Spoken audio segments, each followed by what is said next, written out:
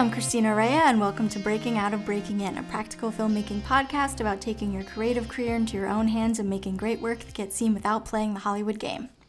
Or at least while changing the rules. Hi, I'm Brie Castellini, your other co-host, and today we are breaking down former guest and friend of the pod Liz Manashil's new feature and updates in the world of freelancing. But before we dive in, remember that we release bonus content for each episode over on patreon.com/breakingoutpod.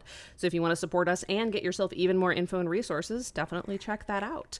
But without further ado, welcome back, Liz. Yeah, welcome back. Hello. Welcome back. We talked to you last, at least the episode came out March 2021, but before we started recording, were making assumptions that we had probably talked to you even earlier than that.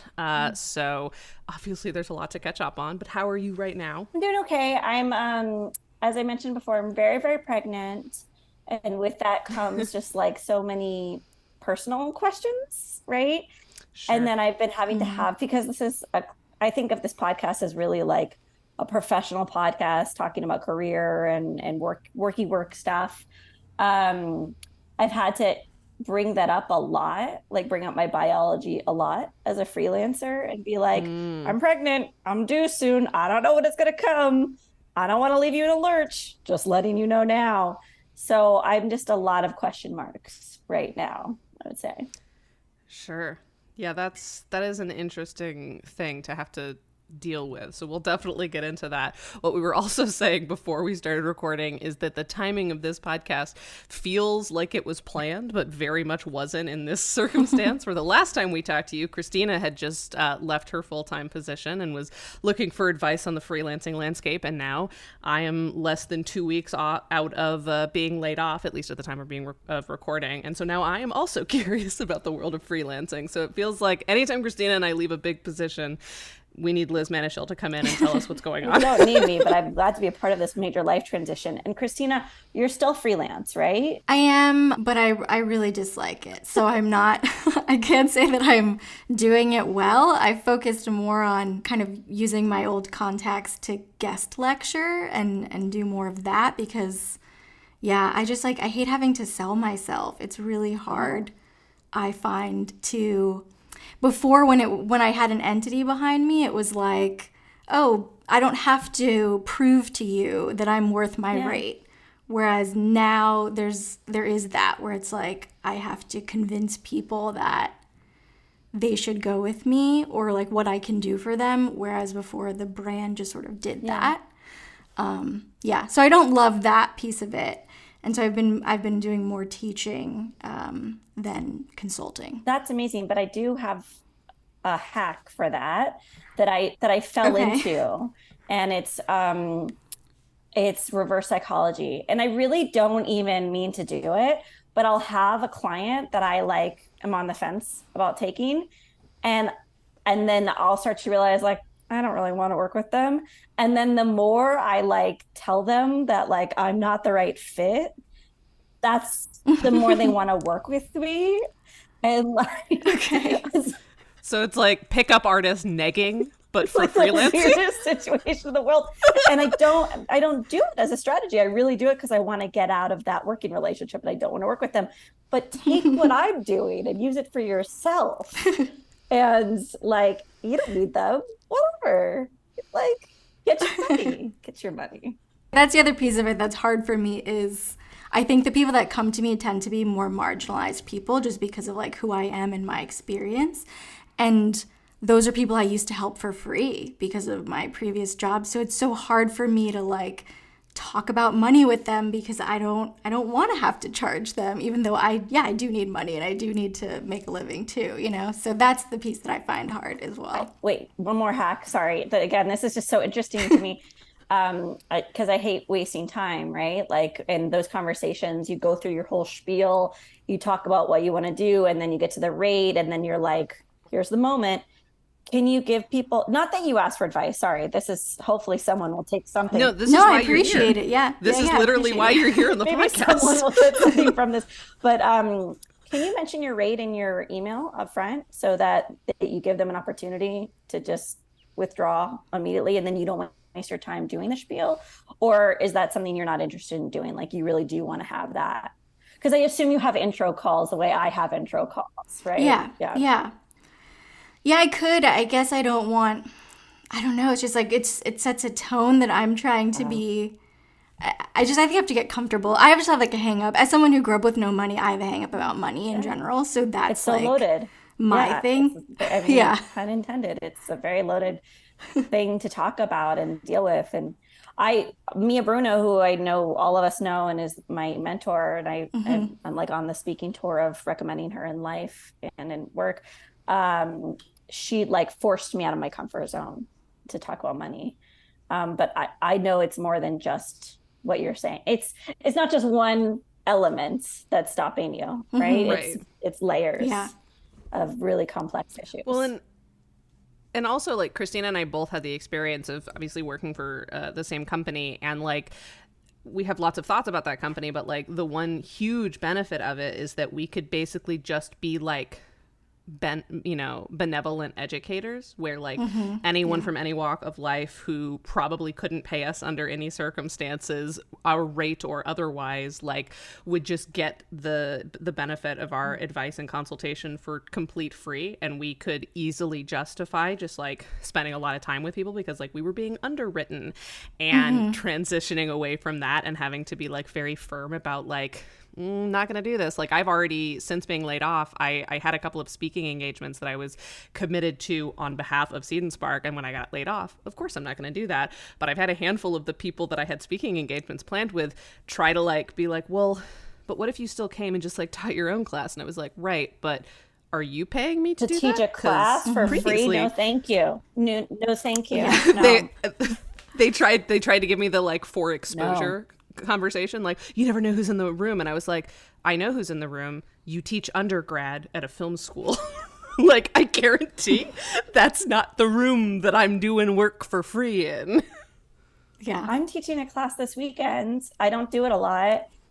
It's 2 7-hour days, and I've been doing like 4 to 5 days of prep. Like you can't do that for free. Like to teach you could go in and say, I'll do no prep and you could ask me 10 questions and I'll talk for an hour for free. That's what we ended up transitioning to is and also I was supposed to drive there, and I was like, listen, I do enjoy coming in and teaching. I love being in the room with people. I cannot justify doing that for free, especially if I would need to develop my own class that like doesn't put me in legal difficulties with my former employer. So I was like, at the most, I will zoom in for like 45 minutes and you can ask me questions and I'll like go on a spiel. But I was like, that's it. Yeah. And we need to set expectations now that this is probably not a regular occurrence. I just do feel bad that it was like 2 weeks out from this, That's not on you. thing. You couldn't have predicted that. And you let them know. No. I mean, I know you're talking about benevolence. I mean, at Sundance, I used to take free calls at the time, and that was kind of underwritten for me. I think the way I justify it, or not even justify it, because I don't think we have to justify it, but what makes me feel better is that after every call, I'll be like, here's this resource that I was paid to create that's available for free, and here's this other resource I was paid to create that was available for free. And if anything, we're providing some sort of educational value, even if you don't hire me, right? But people will just push those boundaries every day. This is why I stack calls against each other. I always do a 30-minute call and I put it up against another meeting so that I literally have to be on this other line. I can't dawdle, right? Sure. But all of this is so, what is it, heady? It's like it's heady and emotional at the same time. It's a lot to figure out for all of us. Because we want to be good stewards of education and art and support each other where we can, but we also all want to make rent and pay for our impending baby, et cetera, et cetera. Yeah. I mean... So the last time we talked to you, Liz, you were, I think, 4 months maximum into your full-time freelancing experience.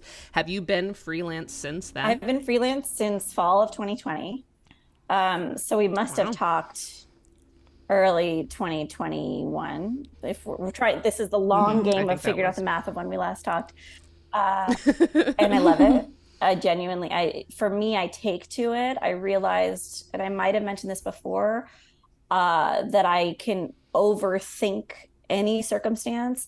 And it gets really bad when I don't have control or autonomy, and I'm overthinking what a supervisor thinks of me or how to deliver things properly to them, or like what they mean when they're delegating a task, but they're not super clear about it. Like when I'm my own boss, I don't have to deal with any of that bullshit. And I think that accounted for 80% of my stress, like for like 80% of my life. But as my own boss in the freelance world, setting my rates, setting my schedule, there's pain points. It's not paradise. But I like having no one to blame but myself. I actually very much enjoy that part of it. For sure. That's really interesting. So what can we talk about those pain points really briefly before we get to the like pros of it? Like what in your mind has been the most challenging part of being a full-time freelancer? It's not like one thing that's coming to mind, and maybe I have to discover it through talking about it, but Sure. I would say not understanding, like my sister has a corporate real estate job and has a retirement account and savings account and a 401k and a Roth IRA, all these things I don't understand. And she's very like flummoxed by my lifestyle, so much so that it makes me think I'm doing things wrong. So like, I think it's the fact that I'm building my own path, but I have no other models of pathways that I'm trying to replicate in any way. And there's no like system of support if I fail or for the future. Like it's the big picture questions that I think are the scariest. But at the same time, I take solace in the fact that my accountant was like, you made more money this year than last year. Like, I don't know the percentage. Like, I didn't ask, I didn't do the math, but I was like, okay, that's good. I'm on a good path, right? So I would say the pain points are A, that B, I have a feeling that I'm going to change my focus next year and I don't know what it is. And I think that's scary too, is like when I'm not living paycheck to paycheck, but when you don't have like a massive amount of financial stability, can you explore? Can you deviate? Can you experiment? So I'd say all the things that are the pain points are the ones in abstract. And then, yeah, I'm trying to think. I mean, I'd be curious what y'all think. I like selling myself, which is really disgusting to say in many forums. But I enjoy it. So that's not a pain point. And then I have an accountant, so she helps me with the math stuff. It's just like the lack of overwhelming security that I think my sister and other people in the world probably experience, to the degree that they can like take vacations and stuff like that. Yeah. I mean, even with a full-time job and like 4 side hustles, I also was never like, I should go on vacation. Like my vacations are, I work from Colorado to go see my mom. Right. Like, it's like, I'm not taking time off. I'm just working from a new location. And that, yeah. And that is something that admittedly scares me about freelancing, is that like, I didn't feel stable when I was ostensibly as stable as you can be.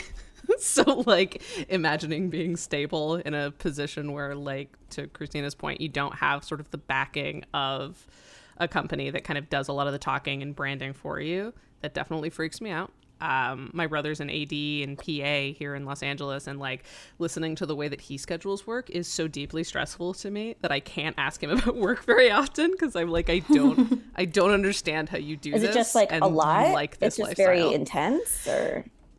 Well, it's that like he'll get a text message while we're out to dinner and be like, oh, I guess I'm working tomorrow. Like, what? You know, or like he'll or like, you know, he'll work like 12 days straight and then not work for 2 months. Like, and he just has no idea. I'm like, that's why. And he's the one in our family who has like the Roth IRA and like knows all that stuff. So I'm like, I don't understand how you exist. You are so fundamentally strange to me. That sounds horrible. I really like to know what I'm doing. I usually plan my week out like a week in advance if I can. If someone asks for an Mm-hmm. appointment, I push them to the end of the next week. If, it's like it's too much to do things the next day. Also, I think it's really presumptuous for someone to be like, let's talk tomorrow. Like, what? Even if Yeah. I'm free, like, that's scary. Like, I'm not ready to upend my day. That's the degree of a control freak I am. Sharing a lot. And that has worked out with freelancing? Like Yeah. you have been able to maintain that sense of I learned control? it from my last boss. My last boss, Peter, a few bosses ago, Peter Broderick. I scheduled for him, and it was so funny. Like people would be like, I want to talk to Peter. Is he available tomorrow? And Peter's like, schedule them next week. And in the back of my mind, I would be like, that's insane. They want to talk to you tomorrow. You want me to schedule them next week? And they would always be like, sounds great. I think people come at you with a level, pushing forward a level of impatience, but actually there's a lot of flexibility behind that. But they're just trying to get their answers quickly. But I think there's leeway. And that's what I learned is that I can say to someone, I'm unavailable to mid next week, but I can't wait to talk to you. And it's like, if they don't want to talk to me, they don't have to be. There's millions of people they could talk to instead of me. Fair enough. So when you That's say good. you're looking to change your focus next year potentially, do you mean like away from distribution consulting or away from like consulting as your freelancing gig I entirely? have no idea. It's the first time I've said it out loud. It's this sneaking suspicion I have in my brain right now. And I think it's because I've done all of these articles or speaking engagements about how the system isn't serving filmmakers. And yet, and I enjoy my job, but my job is serving the system. It's working with filmmakers very often who want to work with distributors who are not going to do very much for them. And I tell that to the filmmakers, and the distributors know that. Yet we all participate in this ridiculous charade of let me pitch you and let's try to broker an SVOD deal that you're never going to get. Like it's just kind of um, weightless. And so part of me just thinks I would like to throw my weight behind something new, something deviating from this system next year. And I've had kind of some flirtations with the idea that I would actually just go into self distribution support in the near future instead of sales, which I think since I last talked to you, I hadn't even started my sales work. But the past like 2 years, I've been a sales rep for indie films in addition to a consultant, and it does pay more, and it's very interesting.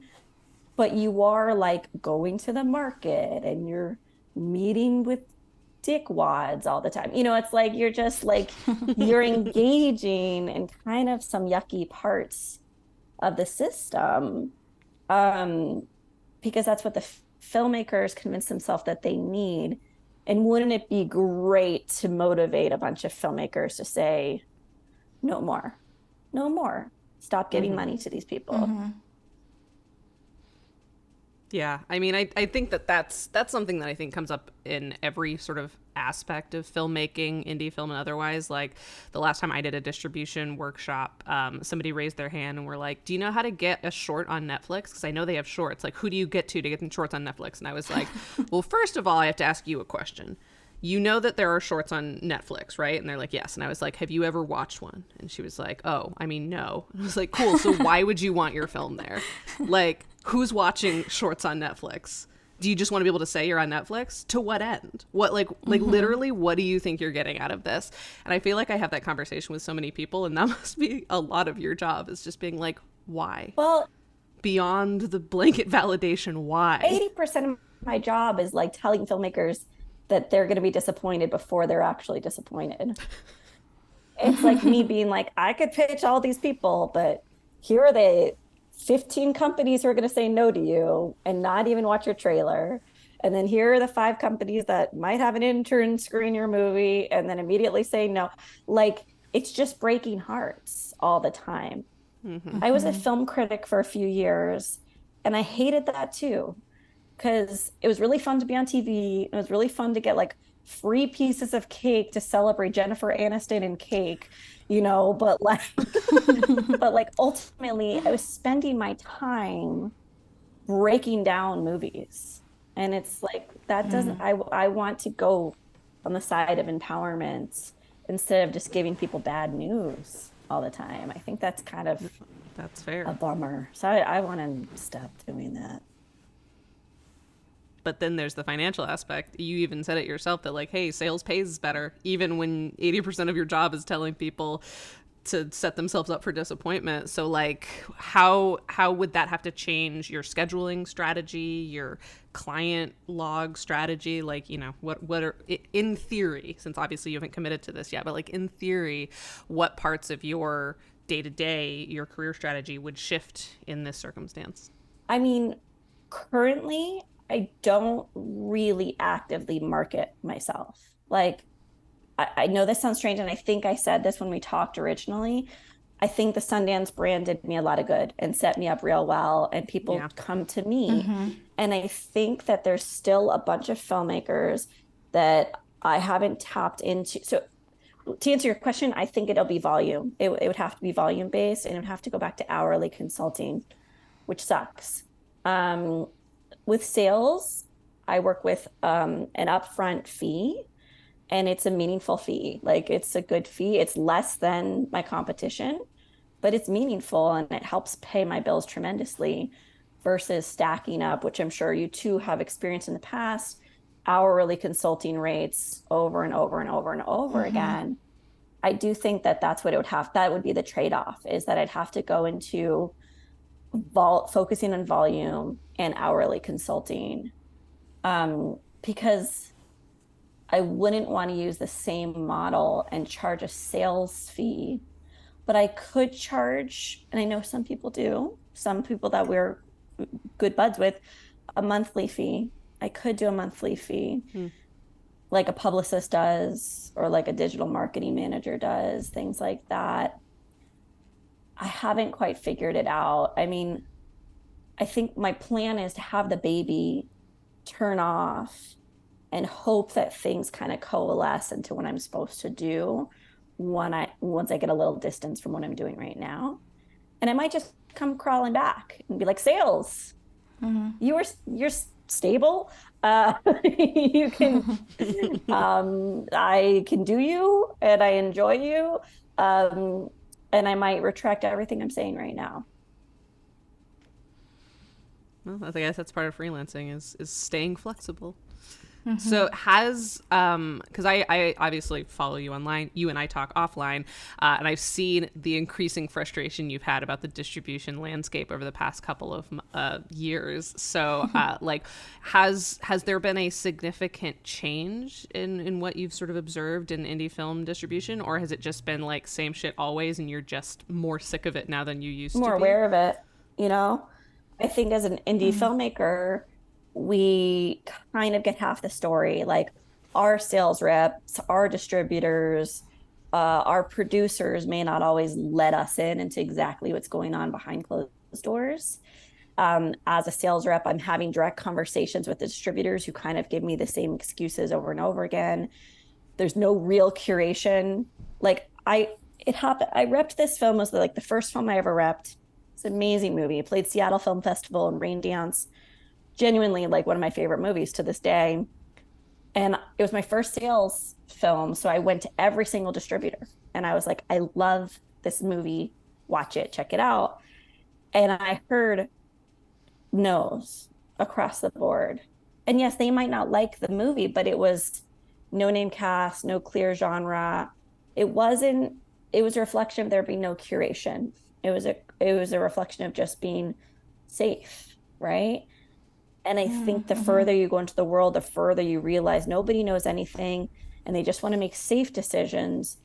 And even the curators and brands that we think of are really cool, they're not taking chances. They're acquiring movies that have played Sundance and TIFF and Cannes and have very fancy EPs or high level names. So it's like, when the further you go in, the more you realize no one's being risky, and that's depressing.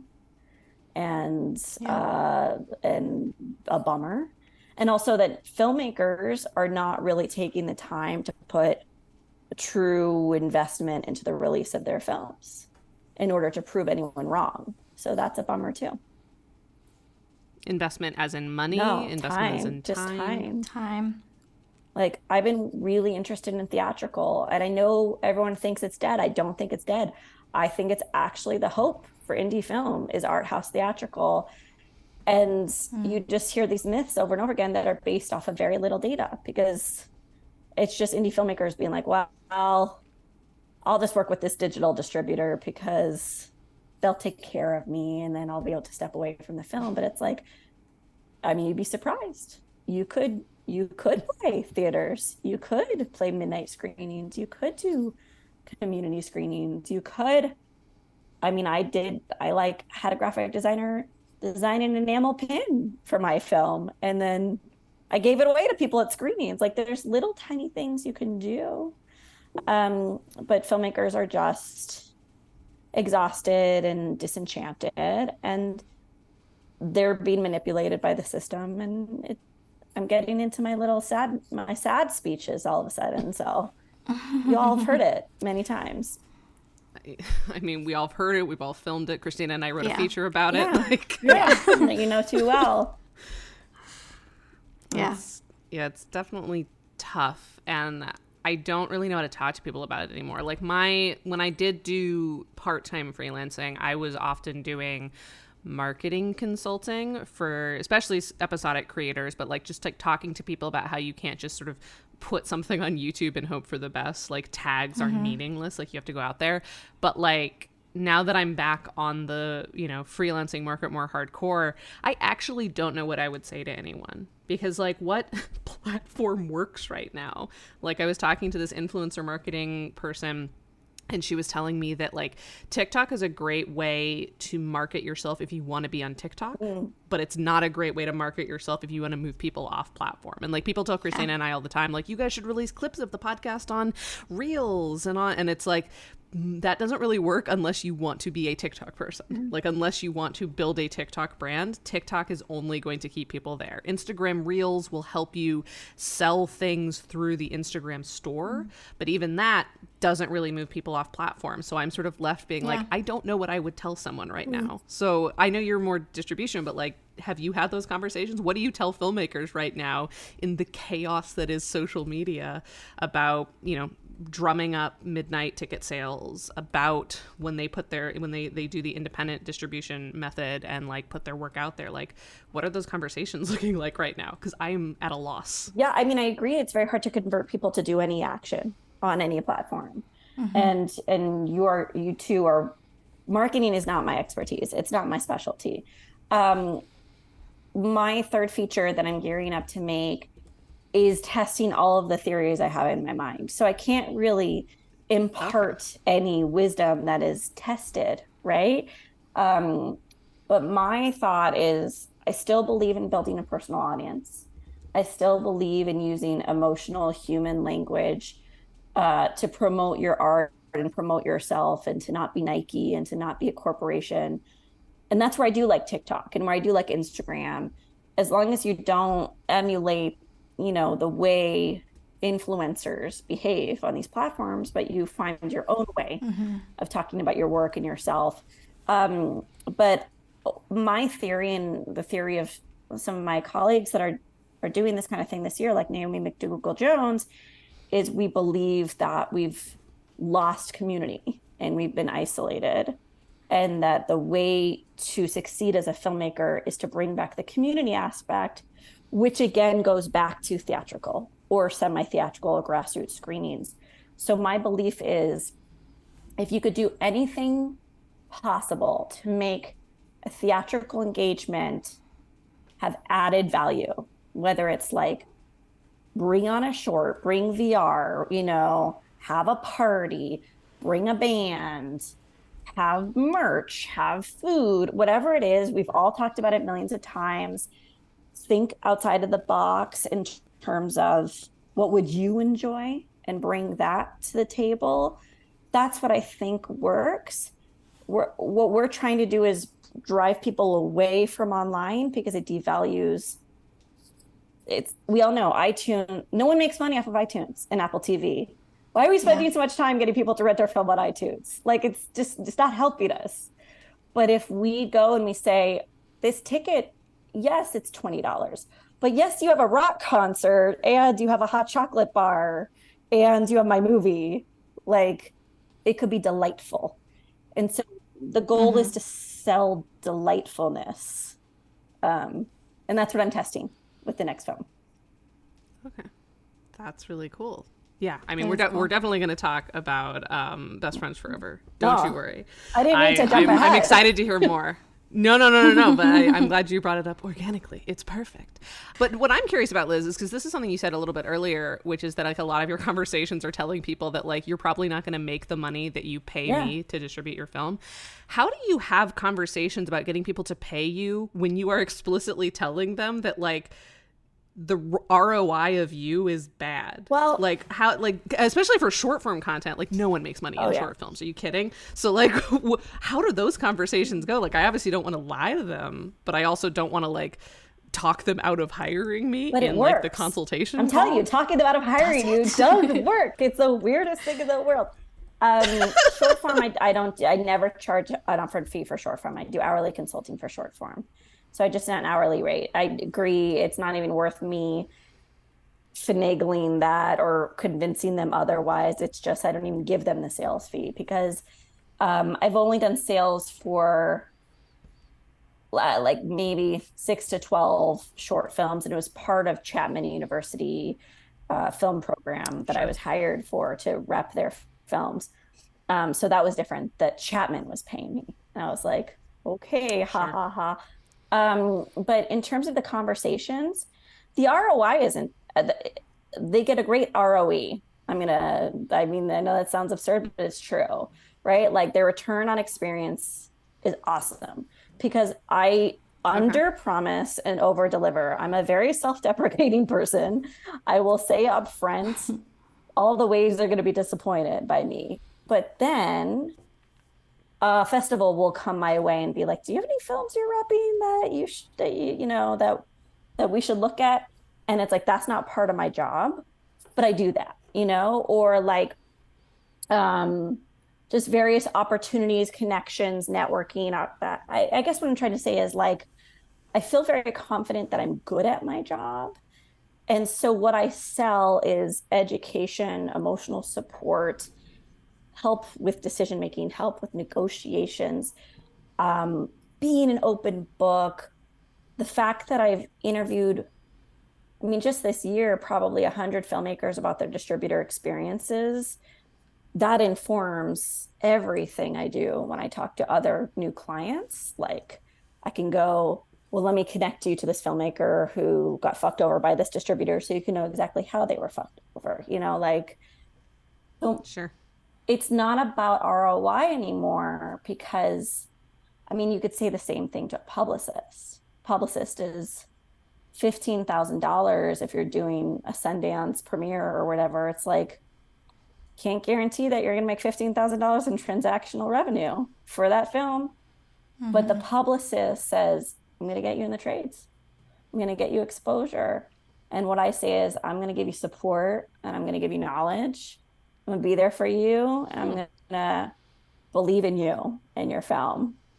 So I've drunk my own Kool-Aid. I've done this so long that now I've drunk the Kool-Aid. But if you asked me 2 years ago, I probably would have given you a lot less of a confident response. And I probably would have waffled a little bit. I mean, that's really fair. And I mean, it is encouraging that like you remember being scared shitless, but now 2 years out, like you're like, this is the best decision I could have made. So like, that's encouraging to hear. I think filmmakers don't work with a lot of people who care. And I think the fact that we're all filmmakers, like that is actually how I start out every spiel that I give or share with someone I'm talking to or I'm trying to work with. I always say, I've been in the trenches. I know what it feels like. I know that you care about this. I bootstrapped 2 features. Christine, I know you know how this feels. Bree, I know you know long form projects. It's like, I know you know how all of these things feel emotionally. And it's like the conversations they have with other people may not be women. I'm not saying anything, but are very unemotive, unempathetic, cold, sterile, and they're afraid. And then the paranoia is inserted into them, Sure. right? So I think just Sure, by yeah. caring, y'all are providing a lot of value just by caring. That is such an interesting way to think about it. Because, yeah, I think that I worry that I am not sterile enough. Oh, That's a that's gross bad. phrase that I'm never going to say again. Really bad. I hated that coming out of my mouth immediately. But, like, when I think back to it, like the free consultations that I would do back when I was with Seed and Spark, like the most encouraging conversation I had were the ones when at the end people would be like, I was so scared of this whole process, and then we talked it over, and now I actually feel like I have any semblance of control. Like I feel less scared, and I loved having those conversations. And to me it was just like, I'm just saying the same shit I tell everybody. But I guess I haven't thought about it enough from the other side of like, if you didn't have that knowledge, if you didn't have anyone just like laying it out for you, how valuable that could be. So I guess now I just have to get over the hump of like, sure, now here, give me $200. Well, and I'd say the other thing is that because I was a film critic and because I worked at Sundance, I really shy away from picking clients based off of the quality of their films. I can find something to love in anything that a client may do, but ultimately I'm not fighting for the film, I'm fighting for them. So, like, I think framing your support as not as a gatekeeper, but as someone who's there for them as an individual, also, I think is incredibly helpful. um, I just know that, like, from my own submission processes or working with vendors or working with reps, you always feel like you're being judged. And you're like, are they going to like my movie? What are Sure. they going to think of me? Do I have an opportunity to work here? You feel like a beggar instead of a chooser. But if you frame your work as it's not about you, it's not about the film, it's about you, and it's about me helping you out, um, then then I feel less scuzzy too. That's also a really great That's way to think good. about it. And I just Yeah. immediately wrote down that Oh, quote good. because that you're not fighting for the film, that you're fighting for them. I really like that. And yeah, and like that's all I wanted to ever do, right? Is like, I want other filmmakers to feel empowered and not terrified by the process. I want them to be able to focus on the parts that they like and at least have an understanding of the things that they don't like so that they understand like why they're doing it. Like the worst is when you have a conversation with someone who like wants to avoid like the boring hard parts of filmmaking and just doesn't understand why they are important aspects of it and why even if eventually they could hire it away, that they should do it themselves at first. And I love being able to do that. So like maybe I should be taking freelancing more seriously, because this does sound, you are making it sound very idyllic even with the challenges. And that's not I've had nothing. a lot of good clients, but I turn away anyone who gives me any semblance of a red flag. I What are red flags to you? What would be a red flag in like an initial consult? even though I do sales and I'm a capitalist, if they're a filmmaker that is cast, what is his name? Eric, what's his name? The guy who's in everything, Oh, Eric Roberts. Roberts. If they've cast Eric Yep. Roberts, that's a red flag to me, because I'm thinking, oh, that you came in with one goal. You were told to cast Eric Roberts for pre-sales. It's like you could kind of, it's a grand generalization. I'm sure they're great people who have cast Eric Roberts, but my perspective is it's like a signifier of a person who's being really reductive of how they make their films, and they may not Yeah. be an artist. And what you do is you want to work with the storytellers who want to be lifelong artists, not just the ones who are like Yeah. one and done. I'm going to make me some money from the marketplace. So red Sure. flag number one is Eric Roberts. Does quick question though. Does that even work? Because he says I yes don't to think it's literally everything, especially yeah, at every horror festival I've ever been to, there's like 7 films with him in it. And I can't imagine that it really helps because he's I just mean, all I over can't the place. speak to it completely because I don't know anything about foreign sales. So I can't be like, the DVD sales in Iraq are great with Eric Roberts. But someone is spreading the rumor that you should be casting Eric Yeah. Roberts or Tony Todd, or there's like 3 other people that are available and that you should get, and that they're going to bring you your film success. Um, no, even if it's a film, the best films are like always the ones that have no budget. And you guys know this. It's always the filmmaker who's a micro budget filmmaker who like did it on weekends and evenings and cares so much about the movie and just wants to keep on making movies for the rest of their lives. But the red flags are the ones who are like, oh, here's another red flag. I had a really bad call a few weeks ago, and it was because they were like, what can you do for us? That's literally what they said. They're like, tell us what you could do for us. And I was like, well, first of all, it's what we could do for each other. And then second of all, I talked myself out of the call based off of that one phrase because it felt like, oh, I'm already, the power imbalance is already there. This is not collaborative. We're not going to share. Right. We're not on an even standing. So that's the other red flag is when they ask what I can do for them. No.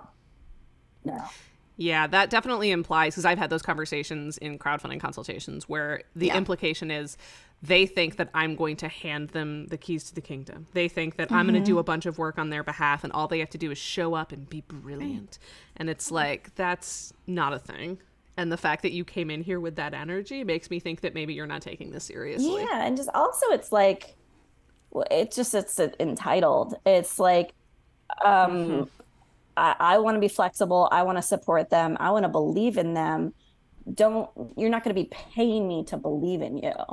I'm going to believe in you if I think you're decent and respectful and kind. And I see that you are ambitious, and how can I help you achieve that? Right. Not like you were saying, it's not this transaction. It's a longer game than that. So it's again, I'm a capitalist, but when you see very transactionally oriented individuals, stay away from these people. Yeah, it's good advice. Final question about freelancing that I had, and we may have talked about it last time and I've just forgotten, but how do you bill? Like, do you bill after consultation, before, paid half up front? Like, what's your billing situation? Upfront, always upfront. And I learned that from Peter. There have been circumstances. So I spend, I don't know, 1/3 of my hours working for the Film Collaborative. So they charge up front on my behalf, and I don't schedule until I know payment has come in. And then I invoice the Film Collaborative monthly for what they owe me. And then for my work, if it's sales, I have an upfront fee and I don't take any commission. And they pay that upfront fee before we even get started. I don't screen the film until I get that fee. And actually, same for consulting. There have been exceptions where I have been an idiot, but I haven't been punished for being an idiot yet. And the idiot is really strong. I only use that for me because I'm so self-deprecating, but I have lapsed, right? I've forgotten to invoice, and I'll say something like, we can have the session, you can pay me afterwards. And I've been lucky. But I have seen, working for Peter, clients just not follow up or forget to, or, Sure. So I invoice hourly. I have a template I use, and I prorate by the minute, and I charge for screening and consulting. Oh, interesting. So do you have like a by minute kind of thing? I have a by hour. My hourly rate is the same as it was 2 years ago. It's $200 an hour, but it's prorated. Okay. So let's say the film is 89 minutes instead of 90, and I talk to them for an hour. I'm doing 90 plus 170. Am I doing this right? 89 plus 179. 179 is what I'm charging, and I'm doing the math, and I don't round up to the nearest dollar. I charge like whatever the decimal is to the 100th decimal is what I charge. Sure. And I find that I feel solace from that it's like I'm charging for the exact amount of time. But I did have a client where the total came out to be like $666.66 or something like that.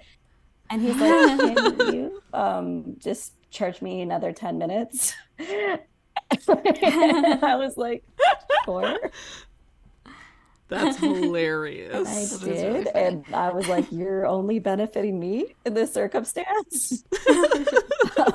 Also, what a crazy coincidence. Yeah. Oh, but I actually do have a piece of advice here for people about billing, because like a year ago, this company contacted me to consult with them about something that they were doing. And like, I basically spent the whole hour telling them not to do the thing that they were pitching me. So I don't know what ended up happening with it, but they were a Canadian company. And something I did not consider is when I sent them my rate sheet and I sent them my invoice, I did not account for conversion. So I charged, it was like a $150 consultation fee, but I only ended up getting like $120 because of like conversion rates and fees. And I was like, shit, I did not even consider that. So, hey, if you're consulting even with somebody from like Canada or something, pay attention to what the conversion rate is and charge them that amount, and be very clear in your rate sheet. Like, this is the USD amount. So don't just, it's not just $150, whatever currency you got. Make sure you pay attention to that. I will never make that mistake again. Really good advice. I think Peter, when I worked with him, because again, I did some of his billing too, very little, but I think he had like a phrase, and I wish I could remember it, but it was basically like consultee pays all additional fees or something. And it's like you can even just say, right, even if you don't want to do the math, you can just say like, as long as I get this amount in US dollars. That's very smart though. I haven't had a lot of, I actually avoid international clients because of scheduling time zones, and because of Probably smart. my expertise is, it's very hard to sell non-English language in the US. Sure. And my expertise is not in international markets, so it hasn't come up for me a lot. But I've had a couple Canadian clients. And see, that was the thing where it's like, I don't really think of Canada as like a separate country in an important enough way that like it would have, pinged me at all. Like I genuinely didn't even consider it. When I was living in New York, like half the people I knew were people from Toronto. So like it just didn't occur to me that was a thing I should be considering. And then I got the like PayPal invoice or whatever, and I was like, I fucked up. Uh-oh. Uh-oh. So never again. But okay, let's transition. Let's talk about being best friends forever. You're making a third feature. Tell us about how it's going to be different this time than the films that you've made before, because you've got like a whole new strategy that you're trying out. And I find myself making concessions on a daily basis already. But I have these 3 producers who keep on reminding me, don't do that, Liz. Stop making concessions. The plan is to make this feature in public. So I have a Patreon campaign. As I know, Patreon very well. And the idea is to create a case study from soup to nuts, from development to release, where I'm documenting all of the moments of me trying to find finances, trying to build audiences, trying to I'm applying to labs and fellowships for the first time. I've never really done that before. Like, again, it was a lapse on my judgment. I should have applied to a lot more things earlier on, but I didn't. And you ran a lab for a while. Yeah, I just basically was like, they don't want me. I'm not going to apply to anything. They hate me. And I didn't even know for sure if they hated me. I just assumed that they did. I know a half initiative does not like me, but everywhere else, I have no idea what they think about me. So there's that, is the ultimate transparency. But then the other part of it is I was very interested in bringing in crew into equity and having them participate in the profits of the film. But so far, no one really wants that, because no one believes there is money in the back end of a film. So that's been an upward climb. And then the third thing is focusing on process over outcome. I made the first 2 features in a rush. I was in a race to do it before I had kids. And and I don't think I had a lot of fun making them. I was just kind of like, gotta do it, gotta break out, gotta be the next Lena Dunham. I already sound like her. Let's do it, And then it didn't happen. And then I realized, well, why am I even drawn to make movies in the first place? it should be about artistic process. And so I'm slowing down the artistic process and documenting the creative development of the film in a much more meaningful way than just being like, and then I did a shot list 2 days before the shoot, you know, but really thinking about all of these elements up front. Very cool. So what phase are you in right now? Oh, the pre having a baby phase where I don't do anything at all. Sure. I've started to, I'm doing these things where I'm taking like a page of the script whenever I can, and then trying to pull from Shot Deck or even just Google Images and just trying to visualize every moment of the film. So I'm doing that. I have a deck, like I have a pitch deck, but I'm making it better every single day, getting feedback. I'm talking to production companies. So I'm not WGA, I am picketing, but I am talking to production companies. My belief is that no contracts are being signed. This isn't a struck company and it's not a streamer and nothing's real about it. So I'm okay with having these meetings.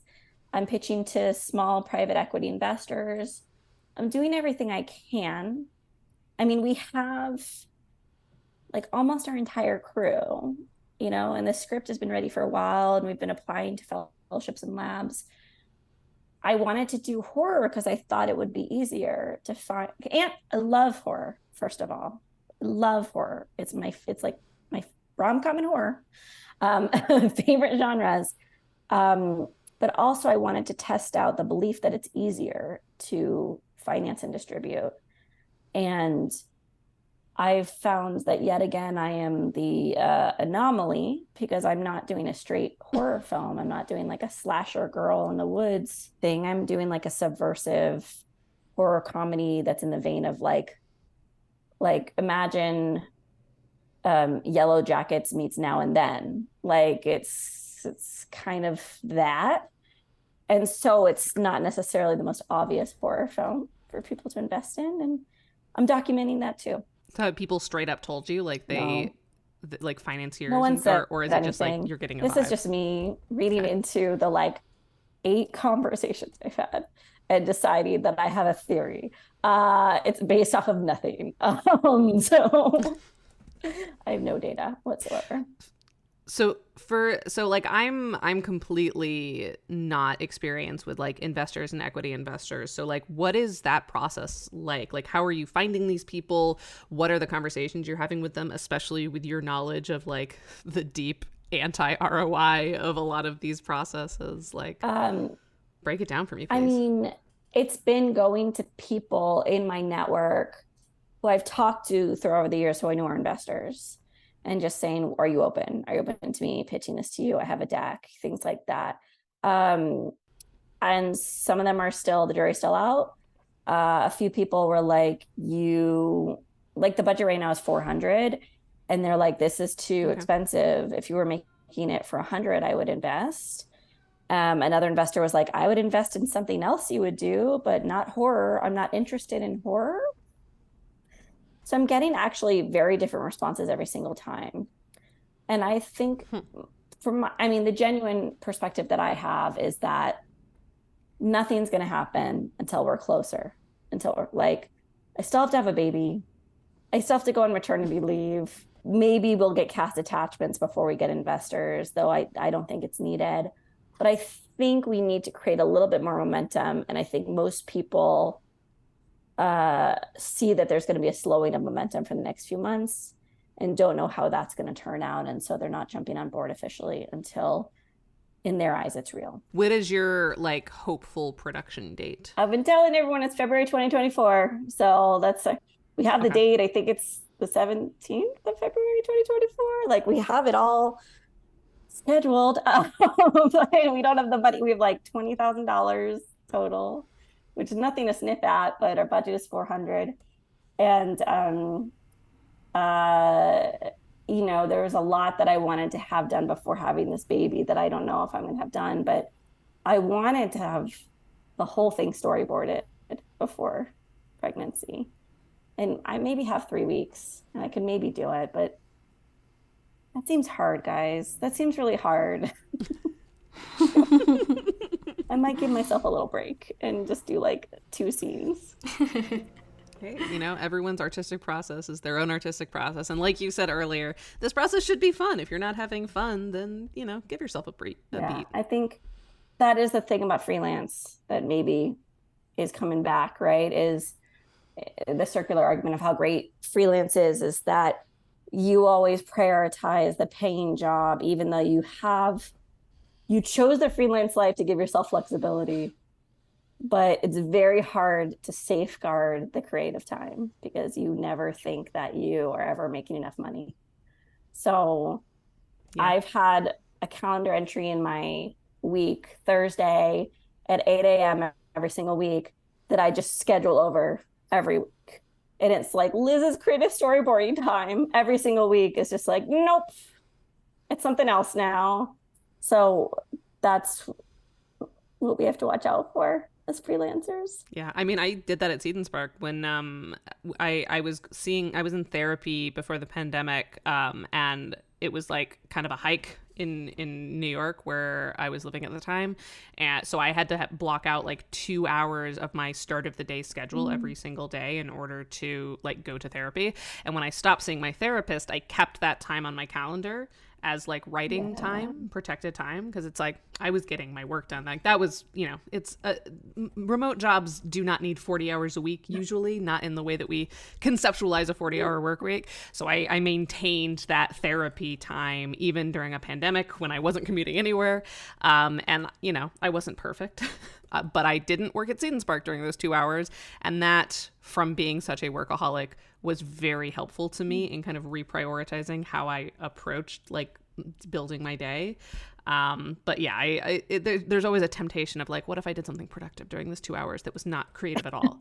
It's like, well, don't though, because when are you going to do the creative thing? Oh, never, because it's not productive. Well, and it is productive, right? It like is. That. Exactly. But that's not how we see it. We see it, there's no bottom line to creativity. There's no end, there's no beginning. So it's hard to put it in an hour.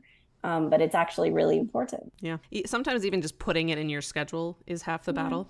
And like, you may not uphold it every time, but knowing that it's there, maybe eventually you'll train yourself. So to kind of close out this conversation, what are like things like hopeful, encouraging things that you've learned from the process of radical transparency in making your film, about freelancing and taking your creative career into your own hands? Like what are some encouraging thoughts, practical thoughts that you can leave us with?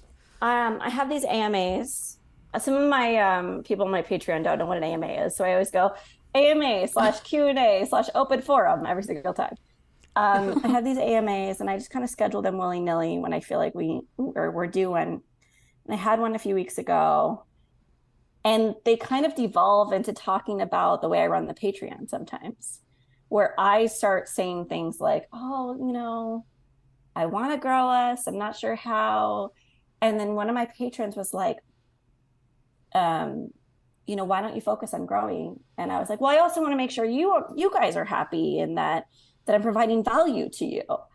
And he's like, well, what you don't realize is the more you grow this audience, the more I benefit from it because I get more information. I get more community.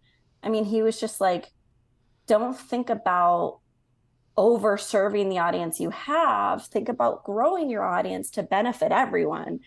And I'm still trying to accept that. And that's the big takeaway of this radical transparency is that for people pleasers, running a Patreon campaign is a little hard, right? Because you're like, when they leave, you're like, what did I do? When they're there, when they're not engaged, you're like, how do I get them engaged? What do I do? Like it's a head game. But I hadn't realized from the perspective of a community member that actually promotion and growth is beneficial to growing the community, that will help with indie filmmaking, that will help with radical transparency, that will help with transforming the industry at large. So I think my big takeaway is don't be so obsessed with people pleasing and really try to promote what you're doing. If it's good for the world, if it's good for a community, and don't feel bad about it. I love that. So where can people find your Patreon and all the places that we should be following you online? Patreon is just tied to my name, Liz Manashil. So it's patreon.com/Liz Manashil. And then email, my website is lizmanashil.com. You could just find me in things that say Liz Manashil. Perfect. Well, Liz, thank you so much for coming back, updating us on your freelancing journey. Best of luck with your film and your new baby. And hopefully we'll talk to you again soon. Yay! Thanks so much to Kelsey Rauber for our theme music, Kaylee Brown for our podcast art, and to all of you for listening. Links to learn more about Kelsey and Kaylee, as always, plus our wonderful guests, are in our episode description. And thank you to our Booby VIPs, our $10 supporters on Patreon, Brandy Nicole and Kelsey Rauber. If you want your name on that list and to have access to our bonus resources related to each and every episode, including this one, you should subscribe for as little as $3 to our Patreon at patreon.com/breakingoutpod.